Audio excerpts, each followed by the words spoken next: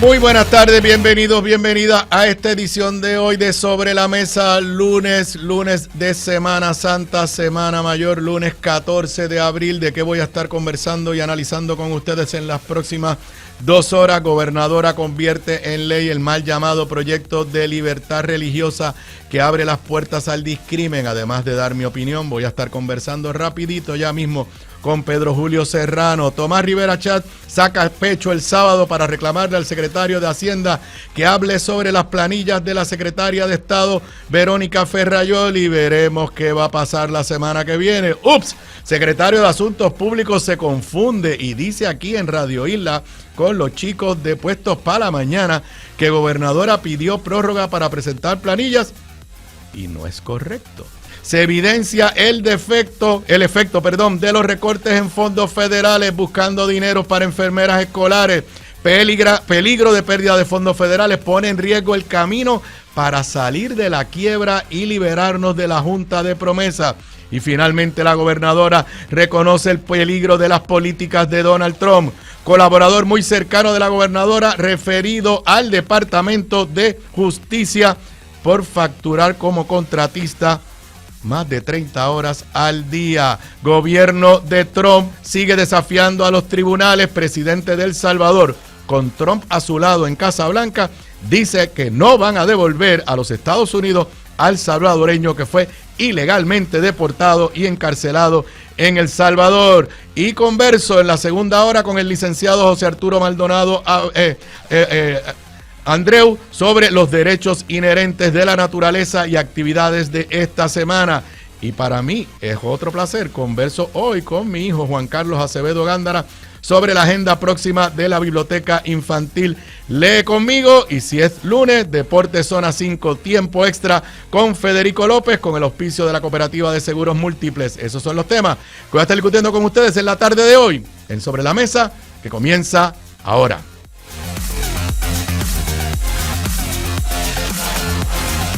Un líder cuya voz conecta historia y actualidad. Su visión clara y experiencia única dan luz a los temas que moldean nuestra nación. Aníbal Acevedo Vilá está en Radio Isla 1320. Esto es Sobre la Mesa. Nuevamente bienvenidos, bienvenidas a esta edición de hoy de Sobre la Mesa, inicio de semana, inicio de la Semana Santa, pero lleno de muchas noticias, controversias, algunas de ellas que yo no quisiera estar discutiendo con ustedes, pero que hay que hacerlo. Les recuerdo que estoy en vivo a través de toda la cadena de Radio Isla 1320. Gracias al internet me puedes ver en vivo por radioisla.tv, en el canal de YouTube de esta emisora, en la página de Facebook de esta emisora, en la página de Facebook de este servidor. Te recuerdo que esta edición se retransmite hoy a las 10 de la noche por el canal 85 de Liberty Cable TV y además la encontrarás más tarde en todas las plataformas que permiten escuchar podcasts a través del internet y en mi canal de YouTube. También la encontrarás más tarde hoy o quizás temprano mañana. Hoy es lunes, ¿qué quiere decir eso? Que mañana martes, Zoela Boy y este servidor, grabamos el nuevo episodio de Análisis de la Z a la A, el de la semana pasada. Está disponible, hablamos mucho de un tema que va a ser mi primer tema, el PDLC 1, y mañana les aseguro que Zoe dará en el podcast su reacción a la firma por parte de la gobernadora del proyecto del Senado número 1. Aquellos que ya forman parte de nuestra comunidad digital Patreon, si puedes poner ahí la dirección del Patreon, patreon.com/Análisis de la Z a la A. Los que ya forman parte de nuestra comunidad recibirán por email un enlace y podrán vernos grabar en vivo el programa y participar, interactuar con nosotros. Rapidito a los temas. Tengo a Pedro Julio en línea, pero antes de yo conversar con Pedro Julio, voy a dar pues unas breves expresiones. Ayer, como publica el periódico El Nuevo Día en su página 8, la gobernadora firmó el mal llamado proyecto de libertad religiosa. Aquí hay una cita que el periódico El Nuevo Día destaca del comunicado que emitió la Fortaleza. Esta ley busca evitar que las iglesias u organizaciones con base de fe sean discriminadas por motivos religiosos en servicios gubernamentales. Yo tengo que decir que la gobernadora no leyó el proyecto porque eso no es lo que hace esta ley. Esta ley lo que hace es proteger a un empleado público o a un profesional licenciado por el gobierno para poder discriminar sobre pretexto de creencias religiosas y negarles servicios gubernamentales o servicios profesionales a alguien con el cual la persona no está de acuerdo, dizque por sus creencias religiosas. A mí me causó no me causó sorpresa, aunque muchos todavía teníamos fe o algo de fe de que la gobernadora iba a mantener su trayectoria histórica, pero me molestó mucho que lo firmara el Domingo de Ramos y que lo hiciera en el contexto de que era el Domingo de Ramos, porque el comunicado hace referencia al inicio de la Semana Santa, porque el entre líneas es claro. Yo, Jennifer González, estoy firmando esto en la Semana Santa para que se pueda discriminar con las personas que no son heterosexuales, porque las personas que no son heterosexuales se van a quemar en el infierno. Ese es el entre líneas. Lo pudo haber firmado la semana que viene, si lo quería firmar. Pero lo hizo en el contexto de la Semana Santa. Y lo hizo, y yo sé que de eso Pedro Julio va a hablar, yendo en contra de lo que ha sido la trayectoria de Jennifer González como presidenta de la Cámara, como legisladora de mayoría, legisladora de minoría. Es más, yo tengo ahí, la puedes ponchar, la votación del que en aquel momento, en el 2013, fue el controversial proyecto del Senado 238, autoría del amigo entonces senador Ramón Luis Nieves, para prohibir el discrimen en Puerto Rico, por orientación sexual, y la única hombre o mujer legislador del PNP que votó a favor de esa medida fue Jennifer González en el 2013. Luego de eso, como lo discutí con ustedes el viernes pasado, puedes poner otra vez el tweet, en el 2019 ella se opuso a un proyecto igualito a este, similar a este, presentado por Ricardo Rosselló. No sé si lo hizo para llevarle a la contraria a Ricardo Rosselló, porque ya uno no sabe en lo que cree Jennifer González.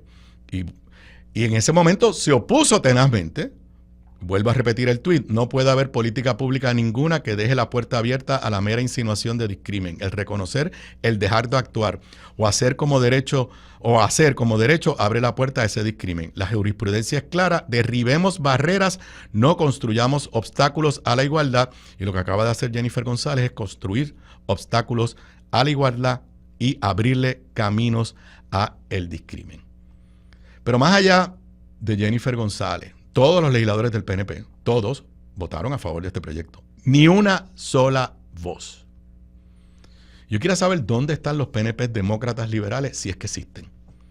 ¿Dónde está Dávila Perna, presidente del Partido Demócrata? ¿Con qué cara va a ir a Washington o al DNC a hablar de los valores del Partido Demócrata? Cuando el partido, aquí hay una gente que tiene que decidir si su partido está por encima de sus creencias y de sus valores. ¿Dónde está Dávila Perna? ¿Dónde está Kenneth McClintock, mi amigo Kenneth McClintock? ¿Dónde está Charlie Rodríguez, que por tantos años fue presidente del Partido Demócrata y que va a todas las convenciones? Es más, ¿dónde está el exgobernador Pedro Pierluisi? Estos son los momentos que tienen que hablar. Con la firma de este proyecto, el PNP se ha convertido en la réplica del trumpismo aquí en Puerto Rico. Mi partido, el Partido Popular, lo dije la semana pasada, en la Cámara de Representantes, todos menos uno votaron en contra. En el Senado la votación fue un poco más confusa, solamente una senadora votó en contra. José Santiago estaba ausente por una cita médica, estaba debidamente excusado, pero sí, yo creo que mi partido también tiene que hablar con una voz mucho más fuerte sobre estos temas. Habían personas que tenían la esperanza de que Jennifer González no firmara esta medida. Una de esas personas, hay que reconocer, es que el líder de esta comunidad, el amigo Pedro Julio Serrano, lo tengo por aquí en línea, está en línea. Saludos, Pedro Julio. Hello.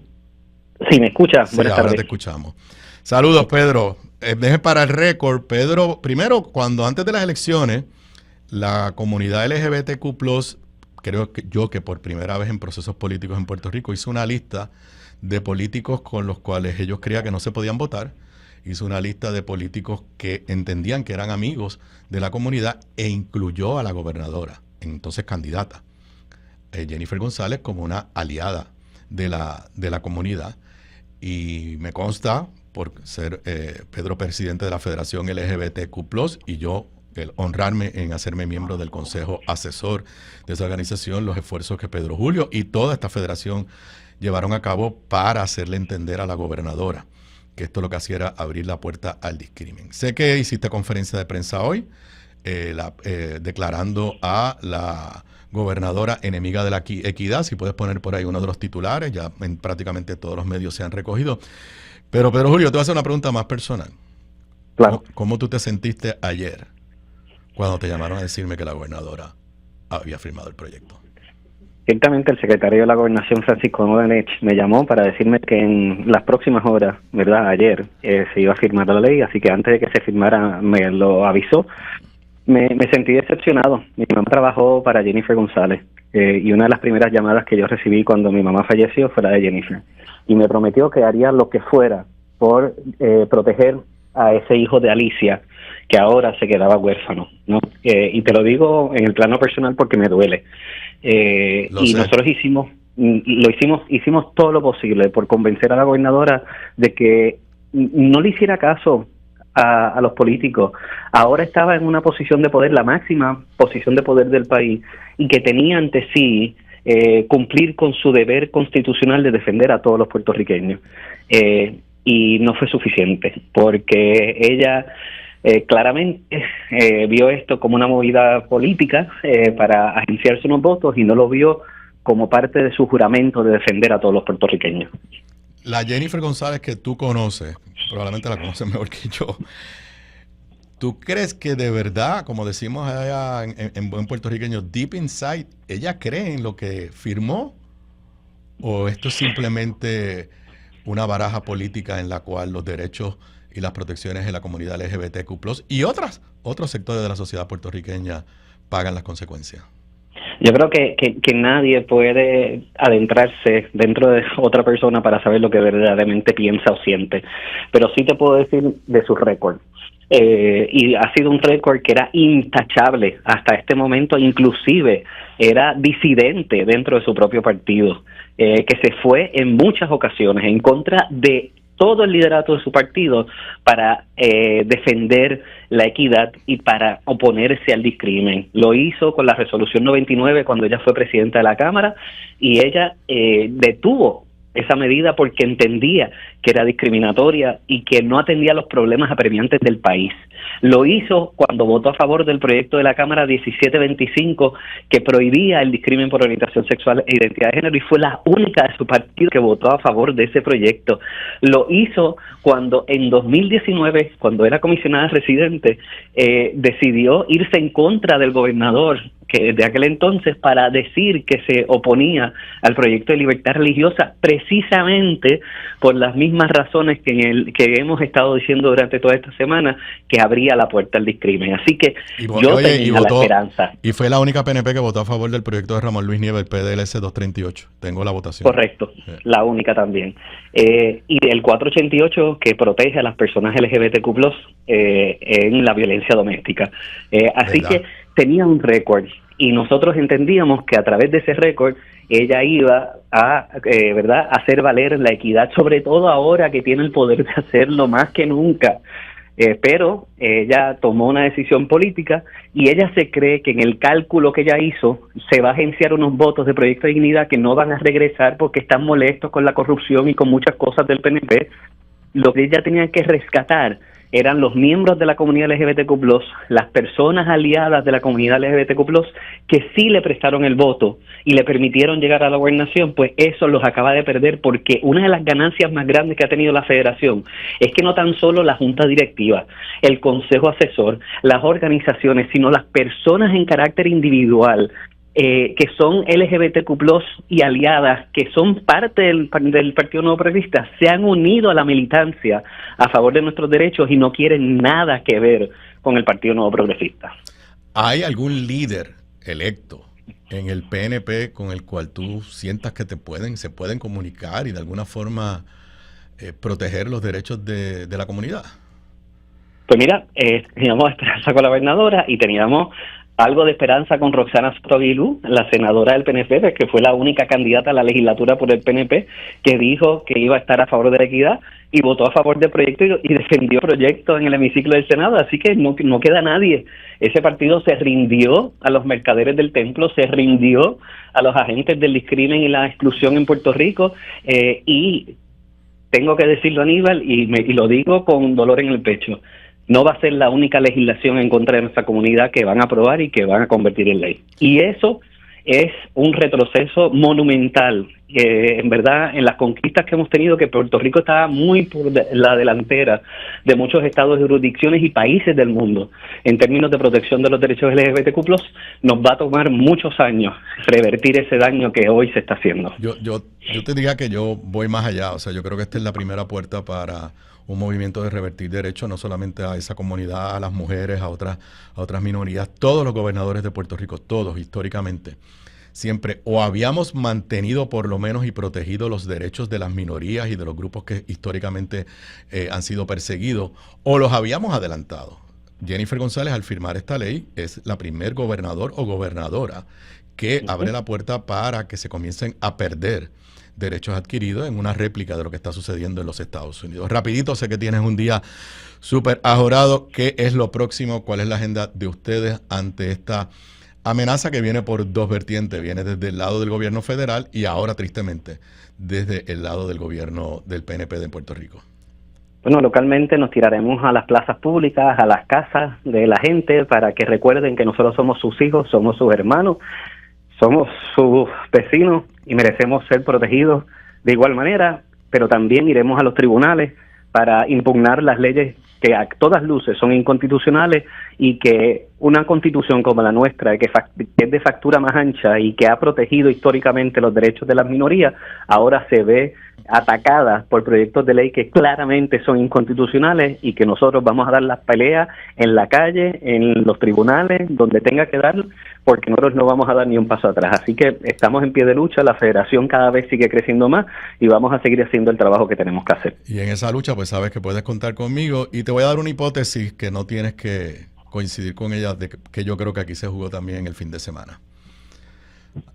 Prepárense para la semana que viene, no se sorprendan si el tiburón se convierte en tilapia y se confirma rápida y expeditamente a la secretaria de Estado Verónica Ferrayoli y a la secretaria de Justicia Janet Parra.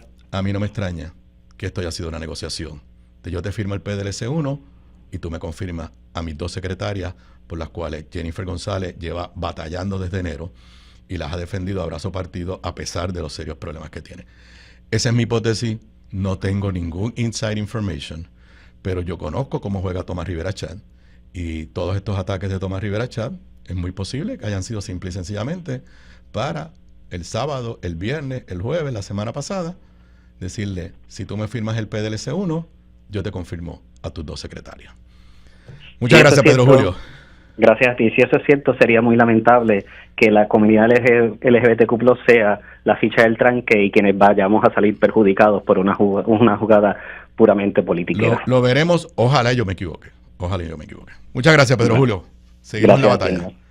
Y hablando precisamente de nombramiento, y yo por eso es que lo veo, el viernes en este programa yo comenté unas expresiones del secretario de Hacienda en el programa de Telemundo de Rafael Lenín López, donde él dijo que si lo citaban, curiosamente hasta aquel momento no lo habían citado, a la famosa ya comisión total de la semana que viene para el nombramiento de Verónica Ferrayoli, que si lo citaban él iba a ir, pero que por mandato de ley él no podía hacer ningún comentario sobre las planillas y el expediente contributivo de Verónica Ferrayoli, porque esa es la ley.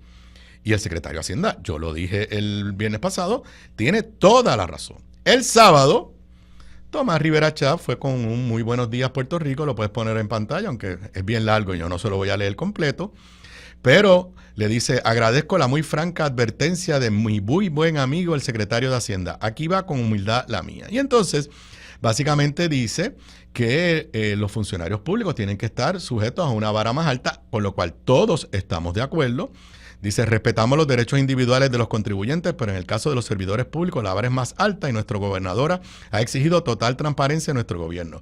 Yo estoy 100% de acuerdo con ella en eso. No estamos acusando ni llegando a conclusiones. Solo queremos transparencia sin infringir los derechos a nadie. Si no se aclara lo de la prórroga para radicar planillas de 3 años consecutivos, la prórroga para rendir informe de ética y para presentar los documentos de confirmación, entonces pregúntese, ¿quién está provocando que el Senado no brinde su consentimiento? Y por ahí sigue. Miren, el secretario de Hacienda tiene toda la razón. Verónica Ferrayoli será secretaria de Estado, pero no hay nada en la ley que diga que porque tú eres un jefe de gabinete, tus planillas son públicas. Ahora, si Tomás Rivera Chat, en vez de fanfarronear, quisiera de verdad conocer el expediente y que el secretario pudiese hablar en la comisión total, Tommy, esto es bien sencillo. Pídele públicamente a Verónica Ferrayoli que autorice al secretario de Hacienda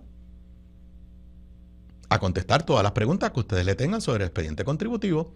Si Verónica Ferrayoli dice que sí, se acabó el evento. Ya el secretario no se puede negar a hablar, porque la confidencialidad le pertenece al contribuyente. Un ejemplo, cuando todos nosotros hemos sido los que hemos sido candidatos, decidimos ser candidatos, estamos renunciando a esa privacidad porque le entregamos a la Comisión Estatal de Elecciones nuestras planillas de los últimos 5 o 10 años, yo no recuerdo. Pero fue un acto voluntario. Yo quise ser candidato, pues tengo que entregar la planilla. Enmienda la ley, Tommy, y dice que para ser secretario de gabinete hay que entregar las planillas. Si tú quieres que el secretario conteste por qué le dieron la prórroga, cuáles fueron las circunstancias, simple y sencillamente a quien tienes que dirigirte es a Verónica Ferrayoli y decirle, señora secretaria, licenciada, autorice al secretario de Hacienda a contestarnos las preguntas y se acabó el evento. Pero, como para mí 2 más 2 es 4, yo veo este post del sábado como otra forma de Tommy presionar a la gobernadora para que le firmara el proyecto de, entre comillas, libertad religiosa. Veremos lo que pase. Pero sobre el nombramiento de Verónica Ferrayoli, esta mañana aquí el secretario de Asuntos Públicos de la Fortaleza, Torres Montalvo, dijo algo que no creo que nadie lo ha levantado, no sé si hay alguna nota en la prensa, pero a las preguntas de Luis Herrero y de Jonathan Lebrón, él dijo que Verónica Ferrayoli en esos años radicó planillas en Virginia. Y ahí sí que ya yo me perdí. O sea, si ella radicó en Virginia, pues entonces vivía en Virginia. Pero entonces si vivía en Virginia, ¿por qué entonces radicó las de Puerto Rico tarde? O es que, igual que se confundió con el próximo tema, Torres Montalvo también se confundió y se cree que la planilla federal es lo mismo que la de Virginia. Pero me parece que esas expresiones hoy del secretario de Asuntos Públicos de la Fortaleza, temprano aquí en Puestos para la Mañana, lo que ha hecho es generar una controversia, abrir una puerta adicional que va a obligar a Verónica Ferrayoli a decirle al secretario de Hacienda y a quien sea, miren, yo no voy a levantar ningún issue de confidencialidad, contesten todas las preguntas que tengan que contestar sobre mi expediente contributivo. Porque si radicó en Virginia, pues entonces el cuento que nos hizo la semana pasada, que le hizo a la Cámara, pues es otra cosa. Así que aquí hay 2 alternativas. O Verónica Ferrayoli no dijo toda la verdad cuando fue a la Cámara, o el secretario de Asuntos Públicos se volvió a confundir. Porque, también aquí en Puestos para la Mañana, yo no sé si es que Jonathan y Luisito ponen nerviosos a la gente y los enreda, pero él dijo categóricamente que la gobernadora había pedido prórroga para llenar sus planillas, para presentar sus planillas, lo cual no es ilegal, pero yo creo que sería la primera vez en la historia de Puerto Rico que un gobernador no cumple con entregarlas el 15 de abril.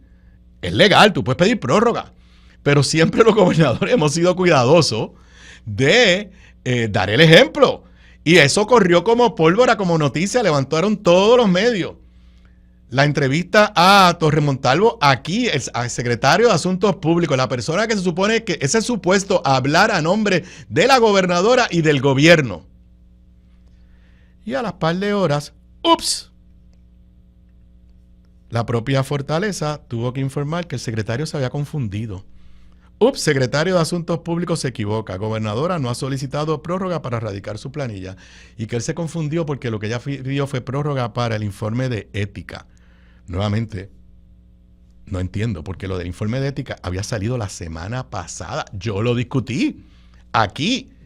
en mi programa el viernes y dije que me parecía tan extraño que la gobernadora pidiera prórroga para el informe de ética y que también pidió prórroga Verónica Ferrayoli y Francisco Dómenech.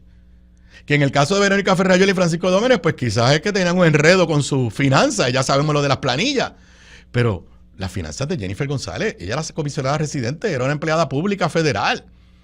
Pero entonces, que el secretario de la Gobernación se haya confundido entre radicar una prórroga para el informe de ética y radicar una prórroga para la planilla. Presumo, porque eso es otra cosa que hacíamos los gobernadores, hacer pública la planilla.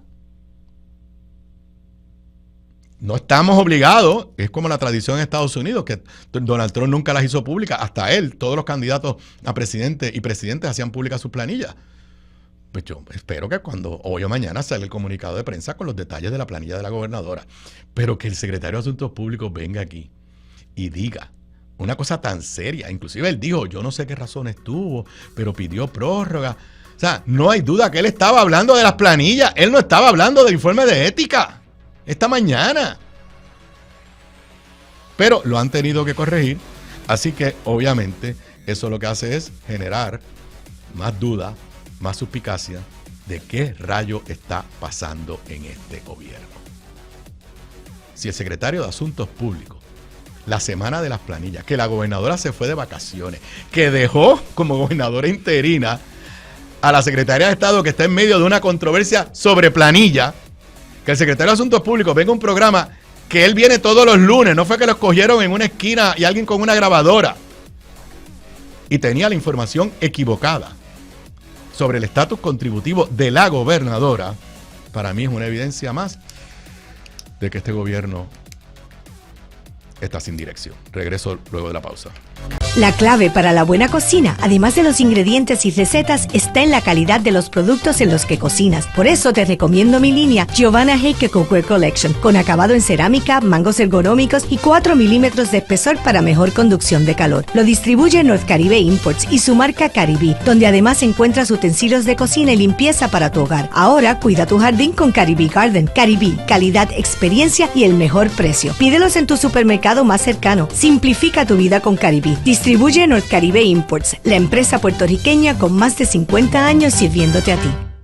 Bocados Divino, el lugar perfecto para almuerzo o cena. Menú internacional, especializados en los mejores guisos, cabrito al vino, rabo encendido y el mejor osobuco que puedes encontrar. Mariscos frescos del país, langosta de nuestras costas, amplia carta de vinos y jugos naturales, con la mejor localización, seguridad y amplio estacionamiento gratis. Bocados Divino, en el edificio del Colegio de Abogados en Miramar. Para reservaciones, llamar al 787-238-1530.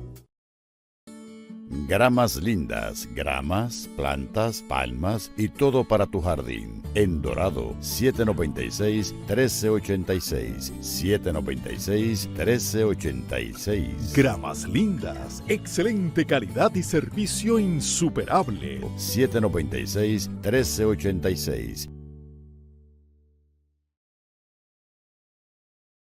Sobre la mesa, bueno, y más allá pues de los temas de nombramiento y de la firma del mal llamado Proyecto de Libertad Religiosa, repito, mañana Zoela, voy a este servidor, grabamos el episodio de Análisis de la Z a la A, donde estoy seguro que este será uno de los temas que vamos a analizar profundamente y estoy seguro que Zoela Boy va a tener mucho que decir sobre la firma por parte de la gobernadora de este proyecto de ley. Pero hay otros temas y un tema recurrente que lo vamos a estar siguiendo por todo el cuatrenio es los efectos sobre las políticas de Donald Trump aquí en Puerto Rico y ya comienzan a verse los efectos sobre los recortes. Si te puedes poner ahí, página 10 del periódico El Nuevo Día, buscan retener más de 60 enfermeras escolares. El Departamento de Salud logró identificar partidas para cubrir salarios de sobre 40 de estas profesionales, pero aún no identifica el número del dinero, no identifica dinero estatal para otras 29. ¿Con qué se pagaba esto? Con los fondos federales que tenía el Departamento de Salud y que fueron unilateralmente y sorpresivamente para muchos eliminados por el gobierno de Donald Trump y que de lo cual la gobernadora apenas habla. Nota en la página 10 del periódico El Nuevo Día de Gloria Ruiz Quillan, aunque asegura que ya identificaron partidas para costear los salarios de sobre 40 enfermeras escolares, el secretario de Salud, Víctor Ramos, indicó ayer que aún buscan cómo cubrir con fondos estatales la compensación de 29 de estas profesionales, cuya paga provenía de los cerca de $45.2 millones que dejó de recibir la agencia a causa de la terminación de fondos federales de al menos 3 programas asociados a la emergencia del COVID-19. Cita textual del funcionario en un foro que estuvo con el secretario de Asuntos Públicos. Con esos fondos se cubrían como 60 y algo de enfermeras, 40 y pico ya logramos contratarlas a través de otros programas. Estamos trabajando con educación, con las otras 29 que nos faltan, porque no queremos que se afecten los servicios de enfermeras escolares. A preguntas del Nuevo Día, Ramos indicó que se necesitan $220,000 de fondos estatales para mantener empleadas a las más de 40 enfermeras escolares y afirmó que el dinero lo identificaron de plazas que había disponibles. El Departamento de Salud tiene una combinación entre plazas, puestos regulares y contratos, así que básicamente las transicionamos del contrato que tenían con los fondos del COVID a plazas que están disponibles en el Departamento de Salud. En esa misma página dan los pasos para recuperar $401 millones. Otra nota de David Cordero Mercado. Creo que el titular debería ser lloriqueo del Departamento de Educación de Puerto Rico. Se le presenta al gobierno federal porque no hay ningún indicio de que los pasos quiere decir que no le van a quitar los $401 millones, pero dice la nota, el Departamento de Educación continuará enviando durante esta Semana Santa información relacionada con la reconsideración que solicitó al Departamento de Educación Federal respecto a la anticipada eliminación de $401 millones en fondos federales que están obligados incluso para servicios que han sido prestados y facturados, indicó ayer el secretario de la agencia local, Eliezer Ramos Párez. Yo lo que le quiero decir es que, mire, ya ha identificado recortes en salud, AMSCA, el programa BRIC de FEMA, educación.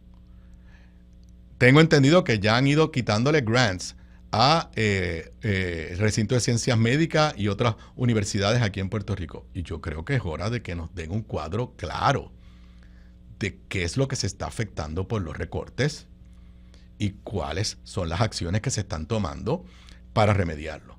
Ahora, les tengo que decir, y se puede poner la próxima nota, en Estados Unidos, esto es una nota del periódico El Nuevo Día de ayer, 17 estados demandan a Trump por bloquear los fondos del COVID. La acción ocurre mientras en Puerto Rico el titular de Educación, Eliezer Ramos, sometió una apelación mediante una carta a la Secretaría de Educación Federal, Linda McMahon. Miren, ya estados y ciudades están presentando demandas por los cortes del COVID. Hay demandas por lo que para mí es lo más peligroso para Puerto Rico, que es ese nuevo proceso de revisión que FEMA estableció, que ya sabemos que va a tardar más de 30 días para los reembolsos de los municipios y otras entidades que ya gastaron los dineros basados en las preaprobaciones de FEMA y que ahora FEMA bajo Trump está pidiendo una evaluación manual. Hay estados que ya demandaron por eso. Y sin embargo, el gobierno de Puerto Rico cruzado de brazos. El gobierno de Puerto Rico en actitud de, bueno, pues, si no los quita Trump, ¿qué vamos a hacer? Por lo menos, en el tema de los aranceles, antes de eso, y también durante el fin de semana, o sea, mientras la gobernadora está de vacaciones, tiene perfecto derecho a cogerse vacaciones en Semana Santa, no estoy criticándolo, pero ¿dónde está el plan de acción de la gobernadora para lo que viene? Mientras ella está en negación, ayer, en el contexto de los 100 días, te puedes poner el próximo clipping, el periódico El Nuevo Día, en su periódico del domingo, tiene un artículo extenso de la firma de Efraín Montalbán Ríos y de Joan Isabel González, precisamente sobre la preocupación de qué va a pasar con Puerto Rico con las finanzas. Ya no están hablando de cada programa individual. Ahora lo que están hablando es de promesa, de la ruta para salir de la quiebra, de la ruta para liberarnos de la Junta de Control Fiscal de Promesa.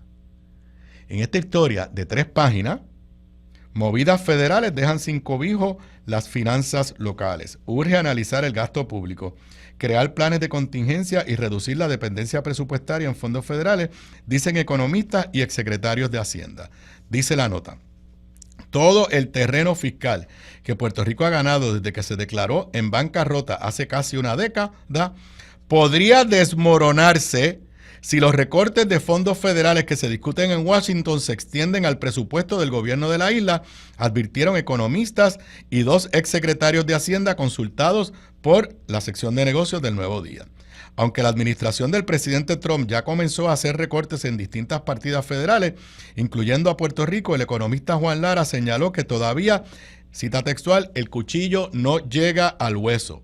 Pero si el gobierno estadounidense materializa recortes más profundos en su plan para corregir su propio desbalance fiscal, el presupuesto local, que descansa considerablemente en fondos federales, pudiera regresar a un cuadro deficitario.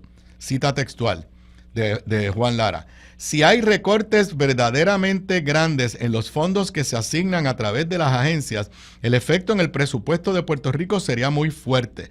De hecho, creo que sería poner al gobierno de Puerto Rico en estrés fiscal.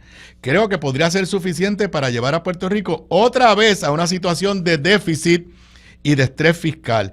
Esperamos que no sucedan los recortes hasta ese punto. Dice el exsecretario del PNP, Francisco Párez: me parece lamentable que estemos viendo la economía más grande del mundo tomando decisiones para ser fiscalmente más responsable. Una economía con la que Puerto Rico mantiene un vínculo que gústele a quien le guste es muy estrecho y que aquí pensamos que nada va a pasar. Yo no sé a quién le está hablando Paquito, parece que le está hablando a Jennifer. Me parece surreal estar viendo que el gobierno federal está tratando de cuadrar su presupuesto para cerrar un déficit de unos 2 billones, trillions en inglés, y pensar que eso no nos afectaría. Para mí, pensar así no es prudente. En realidad, esa postura es una imprudencia. Repito, le está hablando Francisco Párez a la gobernadora diciéndole que es una imprudencia, que ella piense que los recortes de allá no nos van a afectar acá. En esencia, sigo en la nota, el gobierno de Puerto Rico y con los principales programas de asistencia social serían inviables sin asignaciones federales. De los 33.300 millones de dólares aprobados en el presupuesto consolidado y certificados por la Junta para el año fiscal en curso, unos 15.300 millones provienen de fondos federales, otros 13.100 millones salen del Fondo General y unos 4.900 millones provendrán de ingresos especiales. Y la nota, que es una nota de 3 páginas en la sección de negocios, tiene una tabla que si la puedes poner ahí en pantalla, tiene una tabla donde dice, donde son las 5 agencias con más fondos federales, para que vean lo que nos puede llegar. ACES, Administración de Seguro de Salud, que no tiene director o directora todavía. Esa es la que administra la tarjeta de salud. Esa es la que administra los fondos de Medicaid. El gobierno central le da 747 mil dólares, es con 747 millones de dólares, y de fondos federales tiene 4.000 millones de dólares. ¿Qué quiere decir eso? Que o sea, yo no saqué el número porcentual aquí, pero cualquier recorte en salud es sangre, porque la aportación del gobierno de Puerto Rico es ínfima comparada con la del gobierno federal. Departamento de la Vivienda, 27 millones gobierno de Puerto Rico, 3.315 federales. Administración de Desarrollo Socioeconómico, eso es el PAN, 102 millones del gobierno de Puerto Rico, 3.000 millones del gobierno federal. Departamento de Educación, 2.800 millones del gobierno de Puerto Rico, 2.433 millones del gobierno federal. Como habíamos dicho, en educación es como el 48% del presupuesto del gobierno, fondos federales. Y Administración de Vivienda Pública, esto es toda la administración de los residenciales, 5.843 del parte de Puerto Rico, 722 millones de dólares de parte del gobierno de los Estados Unidos.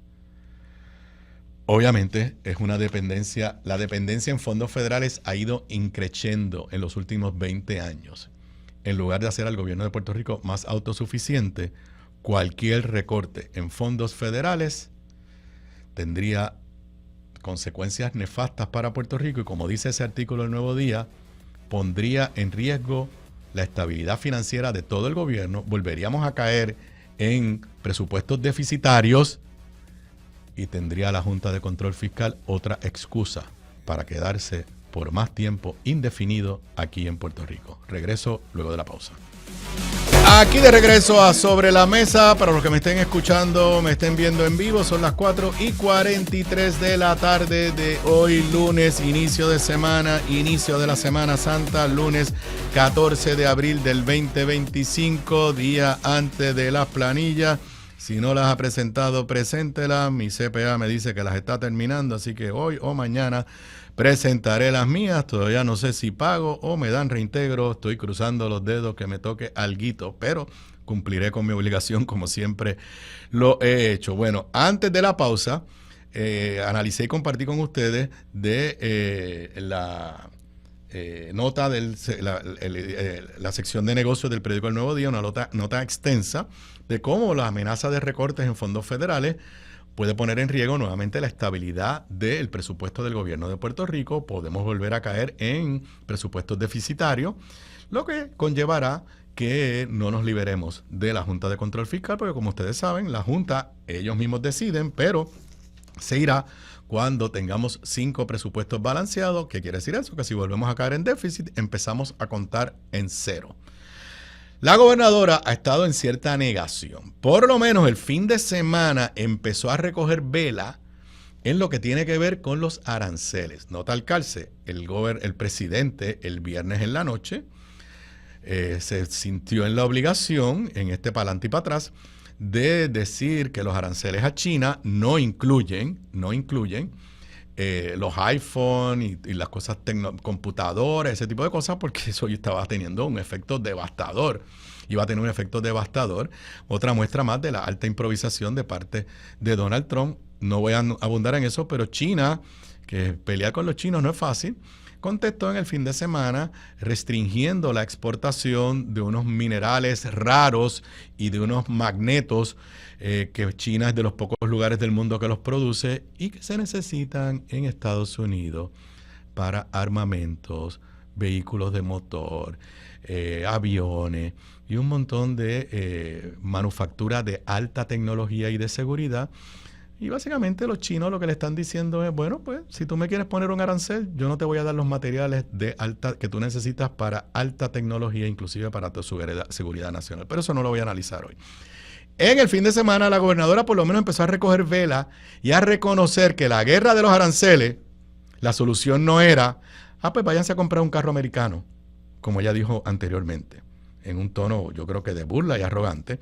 Ahí ven en el periódico El Vocero, gobernadora no descarta pérdida de empleo. Jennifer González escuchará propuestas de representantes de la manufactura, biofarma y automotrices, entre otros sectores. Nota Distra Pacheco en El Vocero.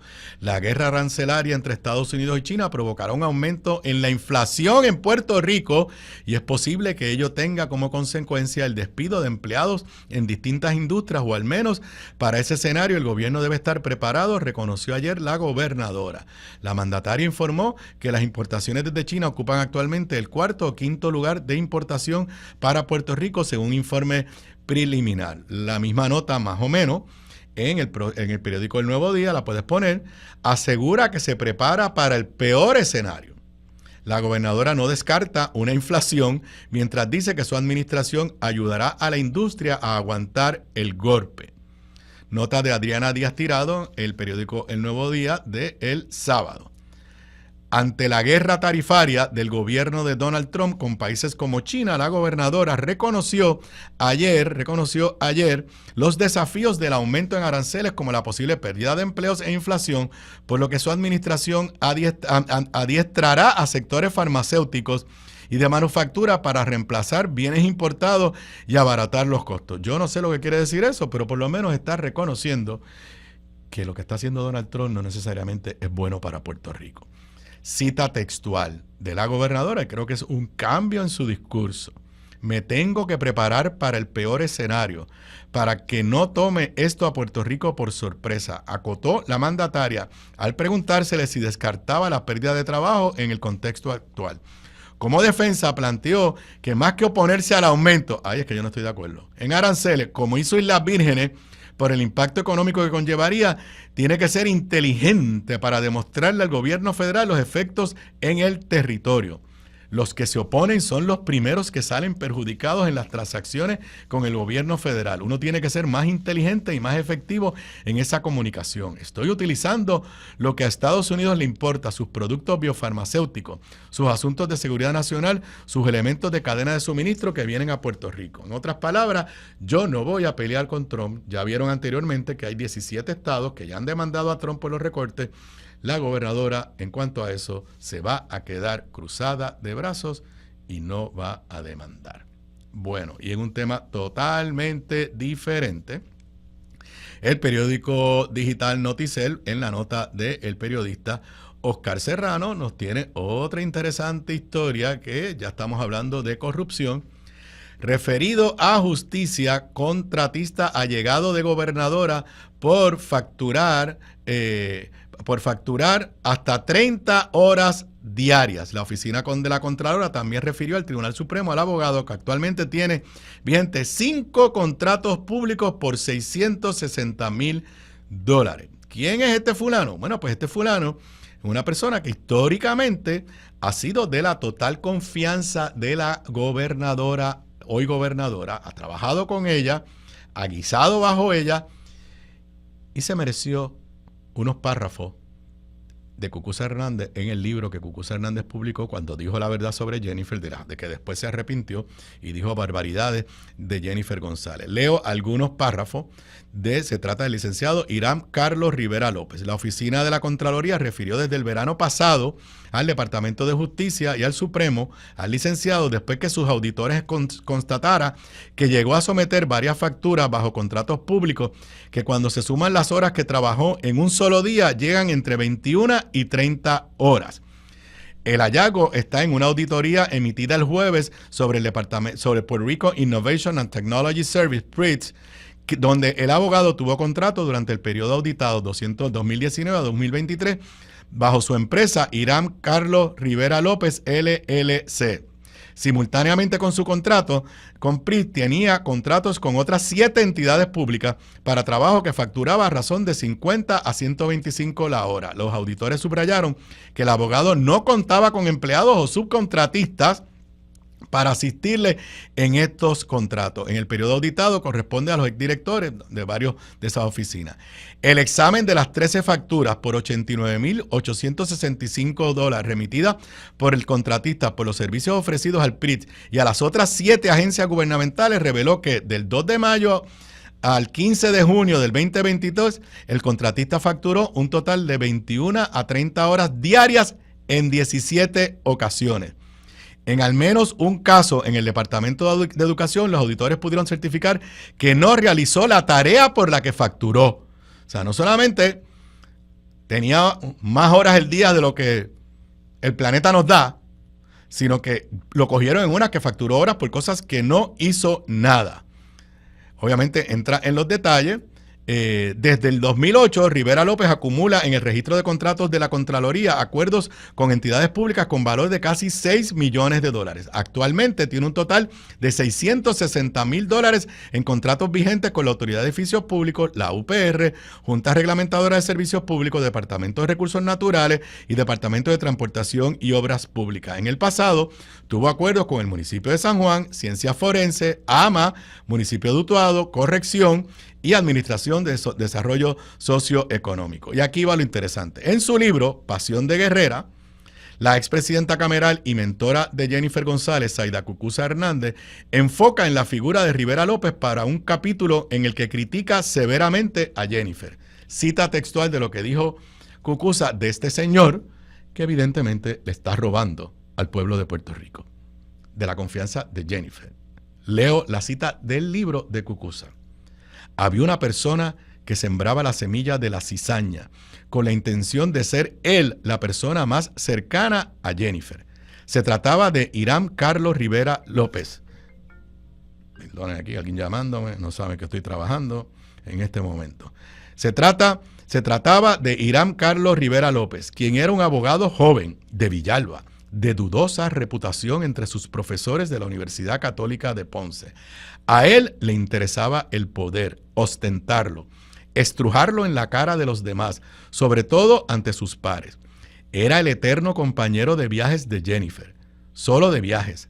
Han viajado el mundo. Ella lo ha hecho con las millas que acumula cuando viaja con dinero público, lo que no es ilegal, pero sí inmoral desde mi punto de vista. Y aquí es que va la clave a lo que ahora he referido, digo yo. Llegué a ver facturas donde Hiram cobraba sus horas del contrato mientras estaba de viaje de placer con ella. Jennifer no era la persona que firmaba esas facturas, puntualizó la speaker. Ansiaba estar solo él cerca del poder. Dios y yo sabemos para qué. Eso dijo Cucuza Hernández de este señor, que hoy la Oficina del Contralor refiere al Departamento de Justicia y al Tribunal Supremo porque facturaba 30 horas al día por alegados trabajos. Y ya desde que Cucuza escribió este libro, o sea, en la época que Jennifer era presidenta de la Cámara, parece ser que Cucuza sabía que este señor firmaba por horas que de verdad no trabajaba. Y me hago yo la pregunta, ¿Jennifer no leyó el libro de Cucuza? ¿Jennifer no se enteró que Cucuza le estaba alertando de que este señor tenía, como dice ella, dudosa reputación y que le facturaba a la Cámara, según Cucuza, por horas que no trabajaba y que simplemente estaba paseando con la entonces representante o ya presidenta de la Cámara?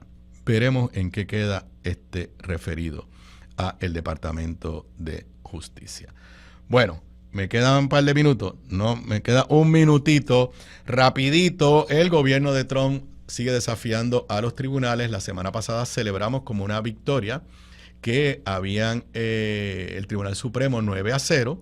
Por lo menos había dicho que el gobierno de Trump tenía que hacer todas las gestiones posibles para devolver a el ciudadano salvadoreño que vivía legalmente en Estados Unidos y que el gobierno de Trump admitió que erróneamente mandó al Salvador.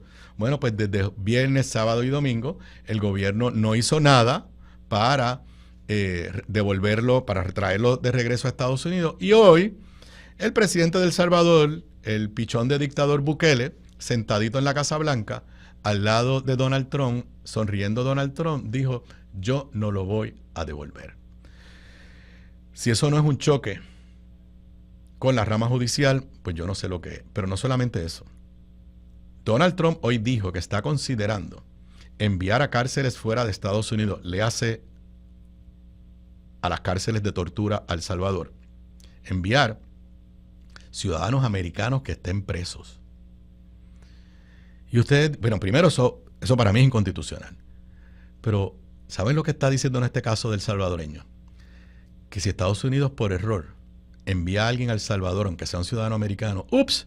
Me equivoqué, envié a quien no era, pero ya está en la cárcel de El Salvador.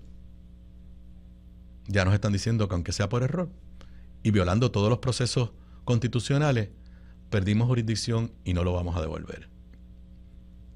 La realidad es que cuando yo escucho todo esto que está sucediendo, me recuerdo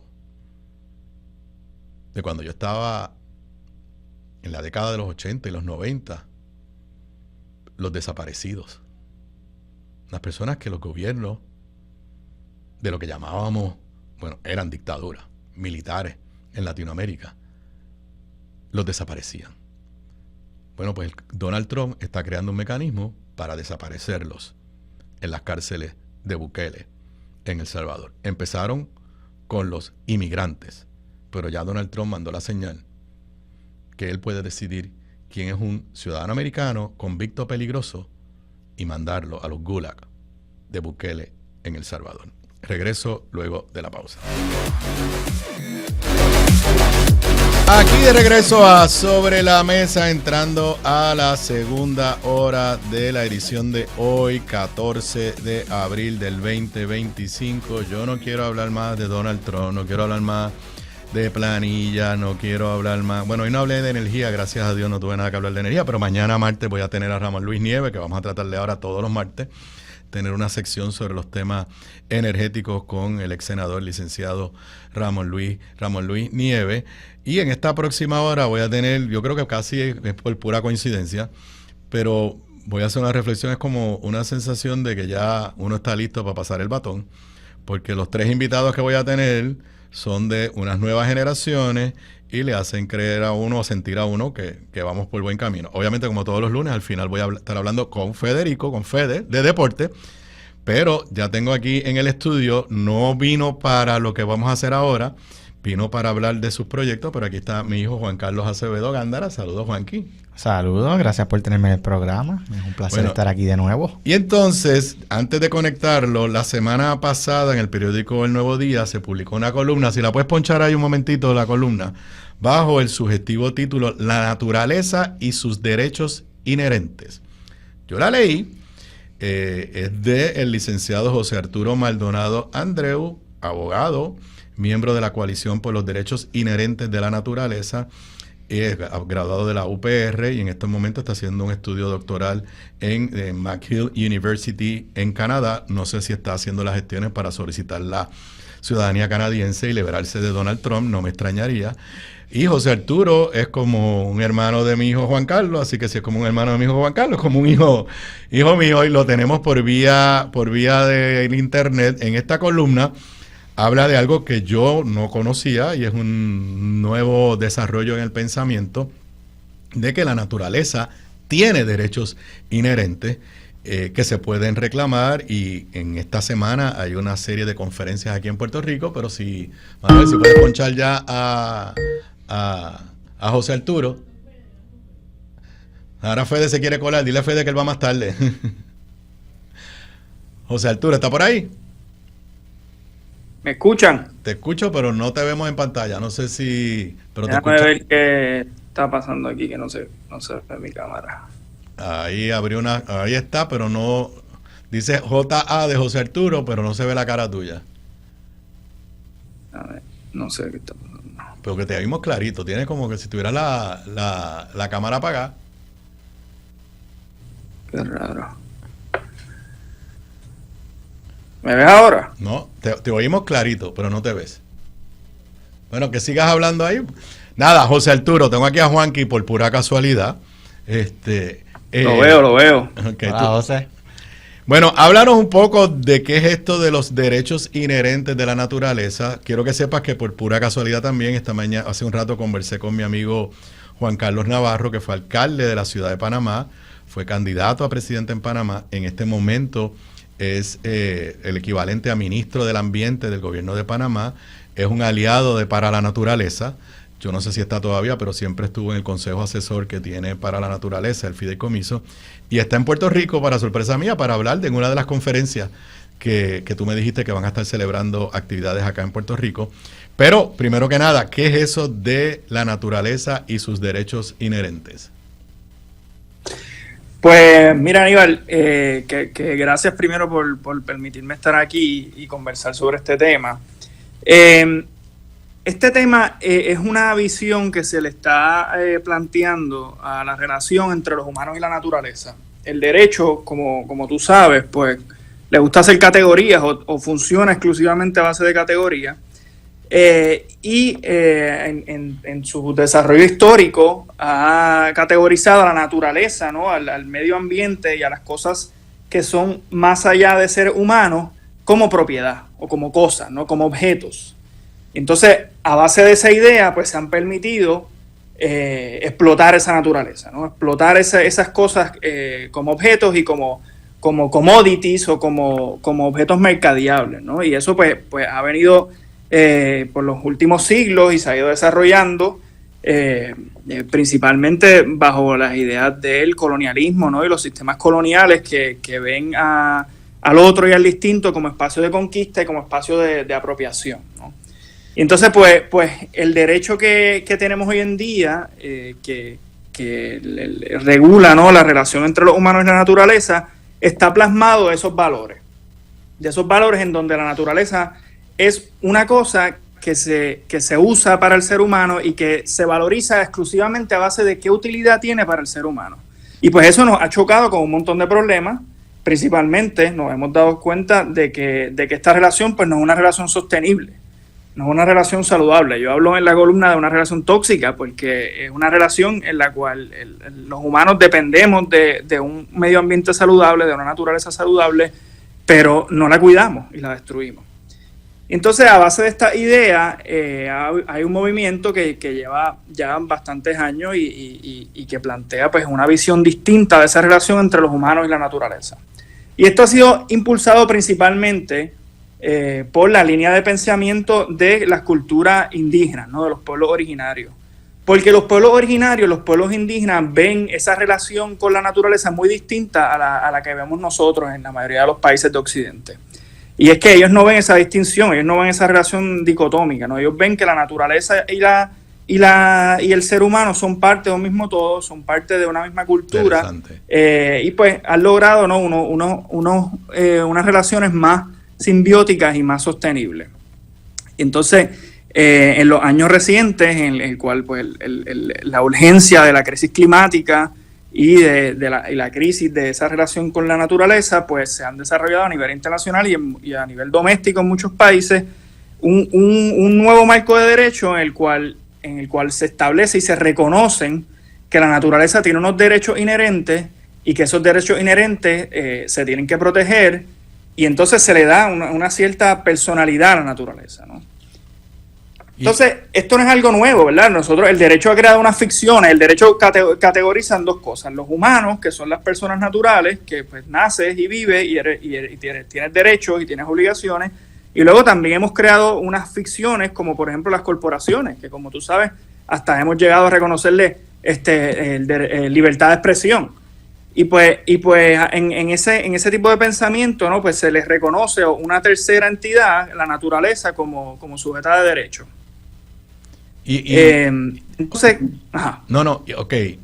Obviamente yo estoy pensando con mi adiestramiento tradicional de abogado, porque una de las formas, presumo que esto cobra actualidad o vigencia, es resolviendo el problema del standing o capacidad para ir al tribunal. O sea, ahora mismo, como tú muy bien dices, pues si yo quiero proteger algo del ambiente, lo tengo que poner en el contexto de por qué yo tengo, Aníbal Acevedo Vilá, interés en proteger tal montaña o tal lago o tal río.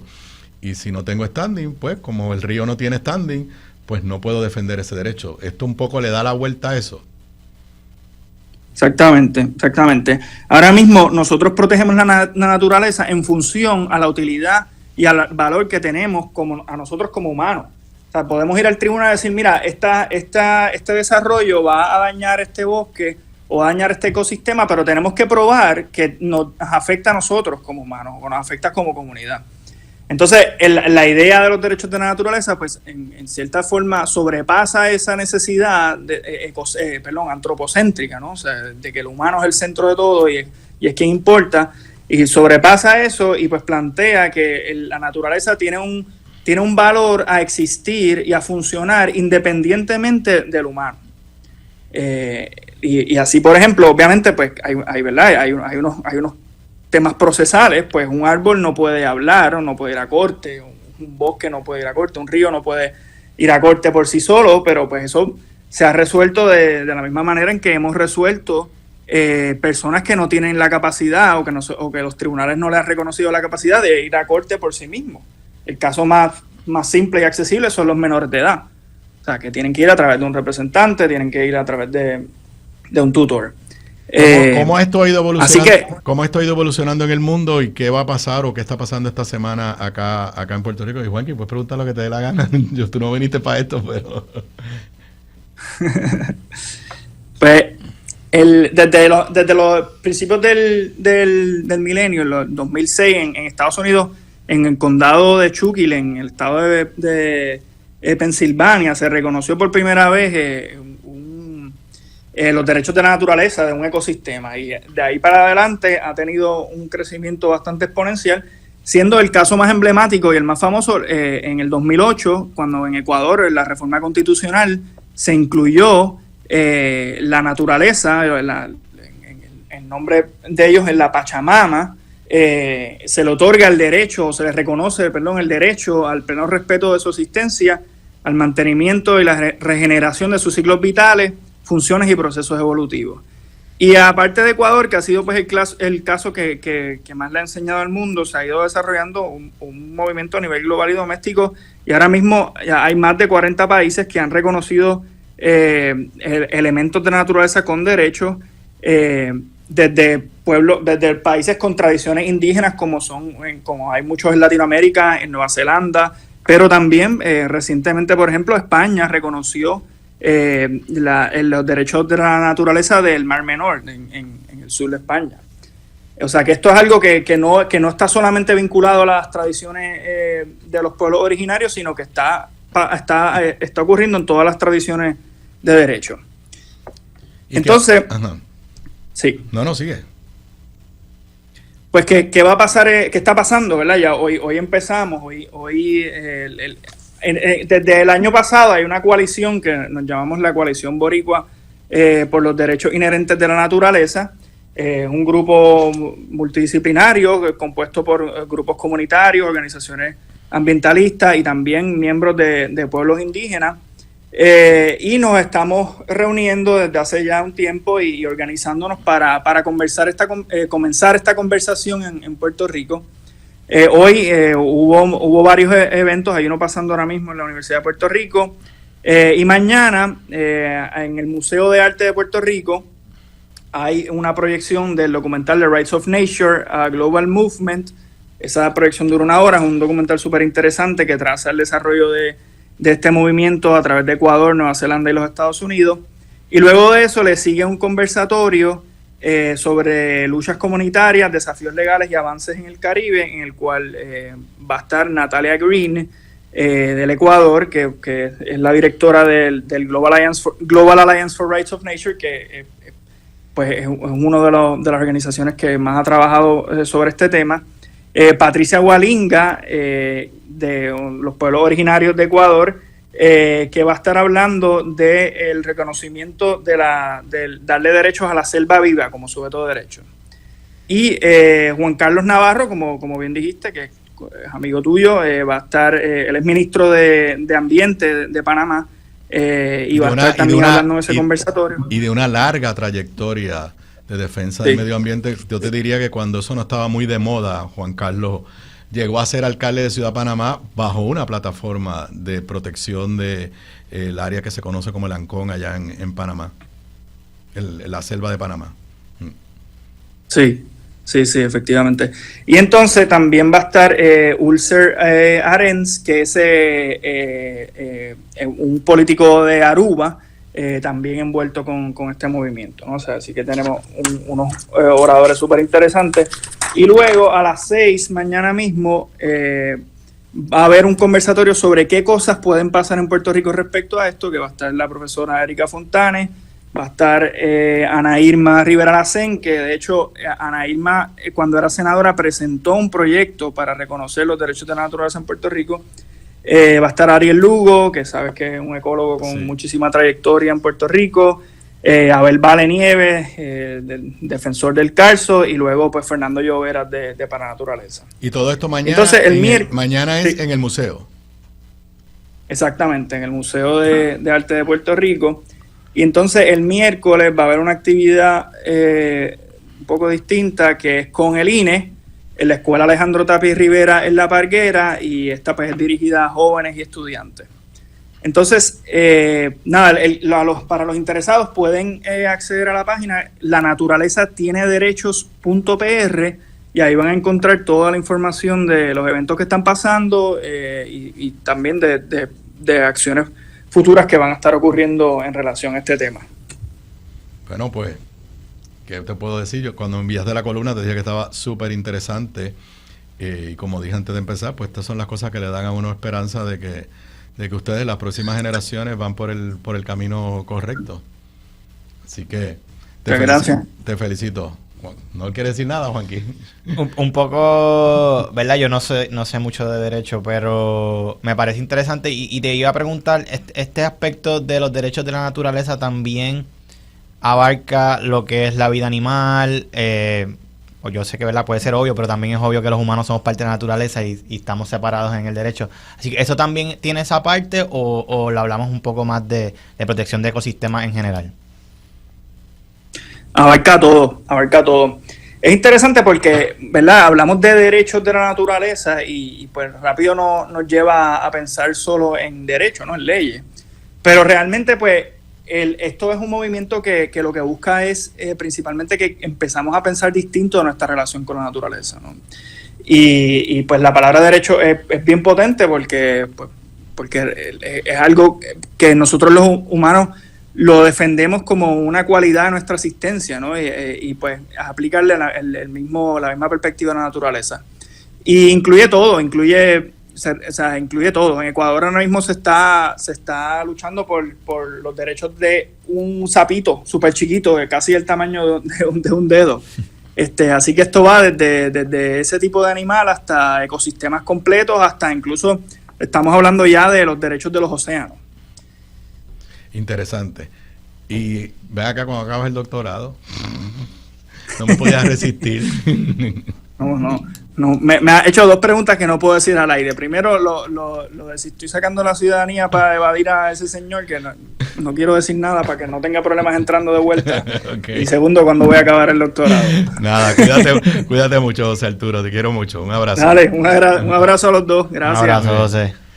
Bueno, pues aquí tengo para otro tema, pero nuevamente, como dije, y después hablaremos de deporte. Y si Juanqui se quiere quedar para hablar de la victoria de los cangrejeros con Fede, se está invitado a quedarse. A mi hijo Juan Carlos Acevedo Gándara, los que pues me han seguido cuando estábamos aquí, después cuando estuvimos en el podcast, saben que de tiempo en tiempo entraba al podcast junto con su esposa, con Yanli Márquez. Y Juan Carlos y Yanli son los fundadores de una entidad sin fines de lucro, Lee Conmigo, que tiene una biblioteca en San Patricio Plaza, y lo estoy invitando a que venga con cierta frecuencia a hablarnos de las cosas que están pasando allí a través de Lee Conmigo, ya sea en la biblioteca o cosas que hace esta entidad. Pero bienvenido, y primero a los que no te conocen y no conocen qué es Lee Conmigo, hablarles rapidito para entonces hablar de lo que tienen en agenda. Claro que sí. Pues saludos. Mira, pues Lee Conmigo es una organización sin fines de lucro, como bien mencionaste. Nosotros fuimos fundados en el 2019 y somos una organización que se enfoca en proveer acceso a la lectura y a la literatura infantil desde el nacimiento, con el fin de poder crear y formar lectores de por vida. Esto lo hacemos principalmente a través de lo que le llamamos la promoción de la lectura. Es uno de los campos de la formación de lectores. Nosotros no específicamente nos dedicamos a enseñar a leer, sino a proveer acceso, a crear las condiciones para que las familias y la niñez tengan los recursos para convertirse en lectores y promover y fomentar ese amor por la lectura desde pequeñitos. Creemos en que para que los niños se puedan convertir en lectores, primero tienen que amar la lectura. Antes de que formalmente puedan ellos leer, tiene que haber un adulto que les lea, tiene que haber unas organizaciones que apoyen a que ellos se conviertan en lectores, y ellos por sí solo lo van a querer. Así que nosotros, ¿verdad?, nos enfocamos en eso, que es la promoción de la lectura. Lo hacemos a través de actividades de lectura en voz alta, que es lo primero que estuvimos haciendo cuando fundamos. Pero recientemente, en el 2022, inauguramos la Biblioteca Infantil Lee Conmigo, que es una biblioteca especializada en la niñez temprana. Es un espacio creado para los niños, en el que ellos, desde que entran a ese espacio, son los protagonistas, son el centro del espacio. Los papás o los adultos son los acompañantes en este lugar, en donde tenemos una colección de sobre 4.000 títulos de literatura infantil de alta calidad. Tenemos ya 4.000, casi 4.500 de literatura infantil, que abarca una variedad de temas, desde libros graciosos, divertidos, de aventura, como libros que trabajan las emociones, trabajan los temas de la familia, temas sociales, como tenemos una colección de libros puertorriqueños, libros informativos, ¿verdad? Tenemos una variedad de libros que las familias pueden utilizar libremente. Tenemos también... ¿Cuánto hay que pagar para entrar? Para utilizar el espacio es totalmente libre de costo, las familias pueden ir y visitar. Estamos localizados en el Centro Comercial San Patricio Plaza, en la planta baja, al lado de Capri. Y pues como estaba diciendo, ustedes pueden pasar, utilizar el espacio libre de costo. Tenemos también unas membresías que son para que las familias se puedan llevar libros prestados. Estas sí tienen un costo mensual, como también tenemos un sistema de becas para estudiantes de escuela pública, beneficiarios del PAN y residentes de vivienda pública. ¿Cuántos socios ya tienen? O sea, personas que tienen a sus hijos o nietos. Activos ahora mismo, estamos en los 670 más o menos miembros activos, que son personas que se están llevando libros activamente. Pero desde que abrimos la biblioteca ya hemos creado aproximadamente unas 1,100 membresías. O sea que hemos tenido, ¿verdad? Familias que se han ido del país, familias que por X o Y razón pues no continúan siendo miembros de la biblioteca, pero que sí se dieron la oportunidad de hacerlo. A la fecha de hoy, más o menos, hemos realizado más de 35,000 préstamos de libros desde nuestra apertura. ¿Cuántos se han robado? Prácticamente nadie se ha robado ningún libro. Yo diría que nadie se ha robado ningún libro. Sí puede haber pasado que las personas, ¿verdad?, desaparezcan, pero yo creo que es...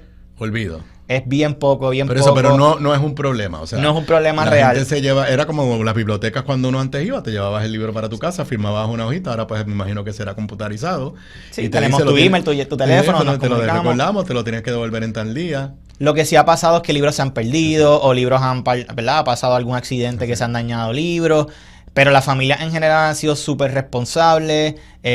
Aquel que pues por el ajetreo de la vida pues olvidó entregar los libros, usualmente termina entregando los libros al final. Así que yo creo que eso ha sido de los problemas menos importantes para nosotros. Ha sido todo lo contrario, la acogida ha sido increíble. ¿Qué otras actividades hacen allí o hace Lee Conmigo fuera de allí? Pues mira, nosotros tenemos un calendario de actividades recurrentes que hacemos, ¿verdad? Todas las semanas tenemos alguna actividad. Tenemos actividades de lectura en voz alta, que son ¿verdad? Nuestra actividad más fuerte, la más importante que hacemos en la organización, pero tenemos otros recursos que ofrecen también sus servicios dentro de la biblioteca. Tenemos clases de música que se ofrecen, tenemos clases de desarrollo infantil, tenemos grupos de apoyo de alimentación que se reúnen en la biblioteca, grupos de porteo, ¿verdad? Tenemos un sinnúmero de servicios que se ofrecen ahí. Hacemos también lo que le llamamos el biblioteleo, que es una fiesta de lectura en la que cantamos, bailamos, jugamos y tenemos un dance party, la pasamos súper chévere. ¿Se puede utilizar para cumpleaños, ese tipo de cosas? Se puede utilizar para cumpleaños también, actividades privadas. Bueno, vamos a la pausa. Le vamos a tomar unos minutitos a Fede para que cuando regresemos a la pausa nos hables de la próxima actividad, que creo es la actividad casi grande de ustedes todos los años. Y también al que quiera, porque esto es una entidad sin fines de lucro, el que quiera ayudar aportando, donando a Lee Conmigo, pues cómo lo puede hacer. Regreso con Juan Carlos Acevedo Gándara luego de la pausa y rápido con Federico en Deportes Zona 5 Tiempo Extra. Quédate en sintonía de Radio Isla para acceder al análisis más profundo de Puerto Rico y el mundo. Aníbal Acevedo Vilá, Sobre la Mesa, por Radio Isla. Somos la emisora en la que confía todo Puerto Rico. Seguimos la noticia sin importar su dirección. Donde hay una historia, ahí estamos nosotros. Ahí estamos nosotros. Radio Isla 1320. Somos el sentir de Puerto Rico. Cuando se trata de contenido, aquí tenemos el paquete completo. Noticias, entrevistas, análisis, coberturas, datos verificados y, sobre todo, pasión por la noticia. Radio Isla 1320, informando al pueblo siempre. Somos el sentir de Puerto Rico. Estás escuchando Sobre la Mesa con Aníbal Acevedo Vilá por Radio Isla 1320 y radioisla.tv. No rompas la cadena. Mantente conectado a Radio Isla 1320. Somos el sentir de Puerto Rico. Gramas lindas, gramas, plantas, palmas y todo para tu jardín. En Dorado, 796-1386. 796-1386. Gramas lindas, excelente calidad y servicio insuperable. 796-1386.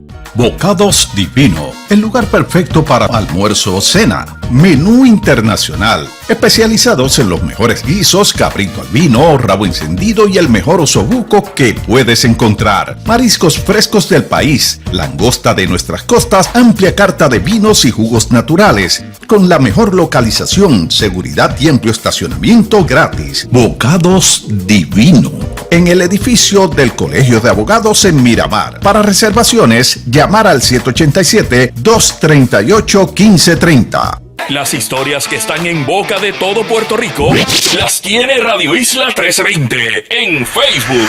Síguenos, dale like y comparte todo el contenido que solo te ofrece Radio Isla 1320. Somos el sentir de Puerto Rico. Aquí hay análisis, debate y hasta un poco de chispa, porque la noticia también se puede vivir diferente. Limaris, Jonathan, Armando, Carmen y ahora con Mardelis Jusino, Sara Rodríguez y Yolanda Marrero nos dicen la que hay con un poco de sazón. Nuevos animadores, nuevo formato, nuevo horario. Entérate de todo y pásala bien en Directo y Sin Filtro, lunes a viernes a las 5:55 de la tarde, solo por ABC Puerto Rico. Radio Isla 1320 es el epicentro de la información. Porque detrás de cada historia, solo hay una que te lleva a cada detalle. Solo hay una que te brinda la información tal cual es. Radio Isla 1320, somos el sentir de Puerto Rico.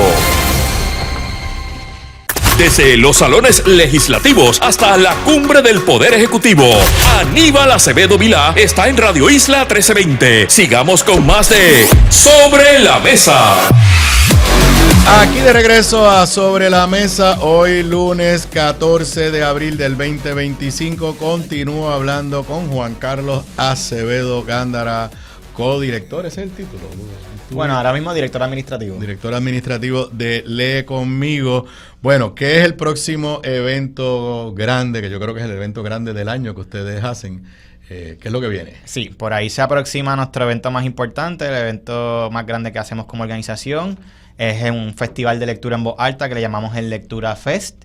Se llevará a cabo el 27 de abril de 11 de la mañana a 4:30 de la tarde. Es un día, tarde de presentaciones musicales, lectura en voz alta, actividades de arte, circo, ¿verdad? Tenemos un poquito de todo. Vamos a tener presentaciones musicales de lo que, ¿verdad? El Trotamundo, Nino y su mundo musical, Remy va a estar participando también. Y Maestro Roger, y tenemos varios autores y autoras que van a estar leyendo sus libros, como también tenemos promotoras de lectura, que son las que se encargan de hacer las lecturas en la biblioteca, que van a estar leyendo durante el evento. Vamos a tener unas mesas informativas también de organizaciones que se especializan en ofrecer servicios o que trabajan con la niñez. Básicamente es un día familiar en que las familias pueden venir a disfrutar. ¿Y eso es en San Patricio Plaza, en la planta baja, ¿verdad? Para este evento, San Patricio no cede la planta baja completa del centro comercial, que está justo al lado de nuestra biblioteca, y va a estar concentrado todas las actividades en ese espacio. Se monta una tarima y van a estar ahí todas las presentaciones. ¿Y los que quieran que sus hijos, nietos, sobrinos participen? Pues ya nosotros abrimos la primera ¿verdad? Ventana de espacios para el evento. Es un evento que se tiene que reservar previamente para poder contar con la capacidad adecuada del espacio. El próximo lunes 21 se van a estar abriendo los últimos espacios para este evento, así que les exhorto a que estén pendientes de nuestras redes sociales. En las mismas va a aparecer un enlace donde usted pueda hacer la reservación del espacio. O sea, entran a la página de Facebook o Instagram de Lee Conmigo. Facebook o Instagram de Lee Conmigo, y ahí van a encontrar el enlace para poder hacer la reservación a través de Eventbrite. Más o menos como cuántos niños pueden tener en ese evento. Se esperan aproximadamente más de 400 menores junto con sus familias durante el trayecto del día. Yo he estado allí, es bastante divertido, pero los nenes se portan bien porque la actividad los mantiene entretenidos, pero van a haber muchos niños correteando por el primer nivel, el nivel de de San Patricio Plaza. No, definitivamente se pasa súper bien, los niños lo disfrutan mucho, ¿verdad? Y estamos hablando de 400 personas durante el trayecto del día, no es que necesariamente estén las 400 personas a la misma vez, sino que van a estar durante todo el día, van a estar por Bueno, ahí. el que quiera ayudar, ustedes son una entidad sin fines de lucro, pues